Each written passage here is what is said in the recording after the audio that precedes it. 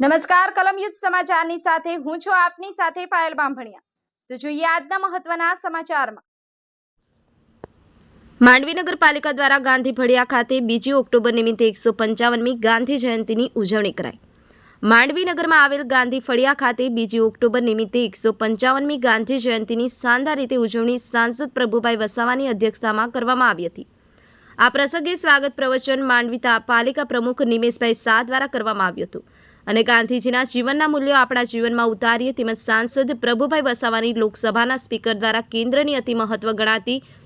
Petroleum અને natural ગેસની standing કમિટીમાં નિમણૂક થવા બદલ તેમને સૌ વતી અભિનંદન પાઠવ્યા હતા। આ પ્રસંગે સાંસદ પ્રભુભાઈ વસાવાએ જણાવ્યું હતું કે આપણા દેશના આઝાદી અપાવી અને ટકાવી રાખવા એ આપણી સૌની નૈતિક ફરજ છે અને ગાંધી બાપુના જીવનના મૂલ્યો આપણા જીવનમાં ઉતારી એમાંથી પ્રેરણા મેળવીએ। આ પ્રસંગે માંડવી નગરને સ્વચ્છ સુંદર અને રળિયામણું રાખનાર સફાઈ કર્મીઓને સંસદ પ્રભુભાઈ વસાવા દ્વારા પ્રમાણપત્ર આપી સન્માનિત કરવામાં આવ્યા હતા। તેમજ માંડવી નગર ભાજપ તથા પાલિકા દ્વારા સફાઈ અભિયાન હાથ ધરવામાં આવ્યું હતું। આ પ્રસંગે ચીફ ઓફિસર પૂર્વીબેન પટેલ, કારોબારી અધ્યક્ષ કિરીટભાઈ પટેલ, સંગઠનના હોદ્દેદારો, પાલિકાના એમની સાથે જોડાયેલા તમામ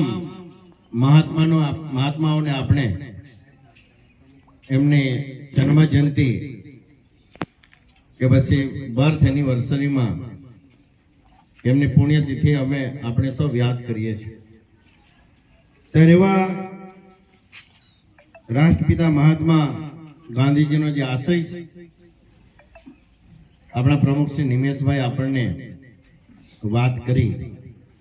આઝાદી અપાવી, આઝાદીને ટકાવી રાખવી, સાંપ્રત સમયની જરૂરિયાત પ્રમાણે આ દેશને પૂજ્ય મહાત્મા ગાંધીજીના રાહ પર નિર્ણયો કરીને આપણા સૌના લોક લાડીલા આદરણીય વડાપ્રધાન નરેન્દ્રભાઈ મોદી સાહેબ અનેક નિર્ણયો લઈને અને જેવા દેશના વડાપ્રધાન તરીકે 2014માં પહેલી વખત બન્યા અને પહેલી જ વખતે લાલ કિલ્લા પરથી દેશના રાષ્ટ્રપિતા એવા મહાત્મા ગાંધીજીની આજે ગાંધી જયંતિ 155મી ગાંધી જયંતિ નિમિત્તે માંડવી નગરપાલિકા ખાતે ગાંધીજીની પ્રતિમા પર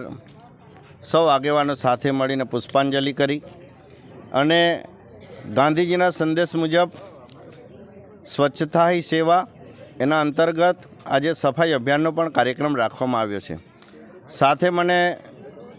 જણાવતા ખુશી થાય કે આપણા દેશના આદરણીય વડાપ્રધાન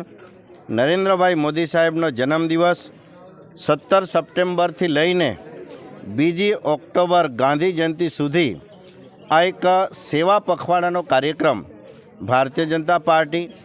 અને રાજ્ય સરકાર અને કેન્દ્ર સરકાર દ્વારા એનું આયોજન કરવામાં આવેલ હતું અને આજે ગાંધી જયંતિના દિવસે